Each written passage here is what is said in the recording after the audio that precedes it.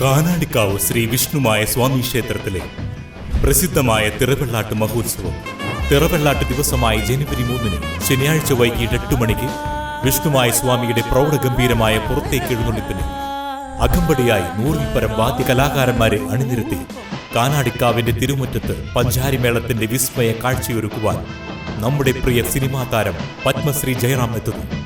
എഴുന്നള്ളിപ്പിന് അകമ്പടിയായി തിറയാട്ടവും മറ്റു ദൃശ്യവാദ്യ കലാരൂപങ്ങളും അരങ്ങേറുന്നു.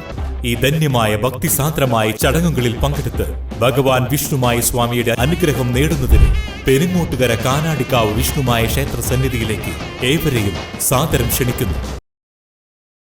ഈശ്വരൻ കലാസ്വരൂപനാണെന്നും കലാകാരൻ ഈശ്വര തുല്യനാണെന്നും നൃത്താധ്യാപകനും ഗ്രന്ഥകാരനുമായ PG ജനാർദ്ദന മാസ്റ്റർ അഭിപ്രായപ്പെട്ടു. തപസ്യ കലാസാഹിത്യവേദി തൃപ്രയാർ യൂണിറ്റിന്റെ ആഭിമുഖ്യത്തിൽ തൃപ്രയാർ SNDP യൂണിയൻ ഹാളിൽ സംഘടിപ്പിച്ച ആദരണീയം 2025 പരിപാടിയിൽ ആദരവ് ഏറ്റുവാങ്ങി സംസാരിക്കുകയായിരുന്നു അദ്ദേഹം. കോർഡിനേറ്റർ സന്ധ്യ അറയ്ക്കൽ ആമുഖ പ്രസംഗം നടത്തി.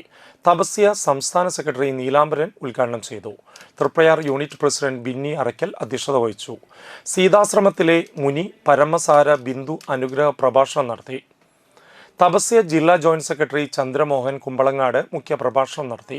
നൃത്താധ്യാപകൻ PG ജനാർദ്ദന മാസ്റ്റർ, തുള്ളൽ കലാകാരൻ മണലൂർ ഗോപിനാഥ്, കവിയും സാംസ്കാരിക പ്രവർത്തകനുമായ K ദിനേശ് രാജ എന്നിവരെ പെരിങ്ങോട്ടുകര ദേവസ്ഥാനം കലാപീഠം പ്രിൻസിപ്പളും വാഗ്ഗേയകാരനുമായ ജയപ്രകാശ് ശർമ്മ ഉപഹാരവും അംഗവസ്ത്രവും നൽകി ആദരിച്ചു.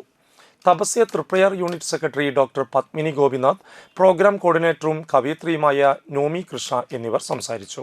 തുടർന്ന് കവയിത്രിയും നടിയും എഴുത്തുകാരിയുമായ ഗീത മേലെഴുത്ത് ചങ്ങമ്പുഴയുടെ വാഴക്കുല എന്ന കവിതയുടെ നൃത്താവിഷ്കാരം അവതരിപ്പിച്ചു.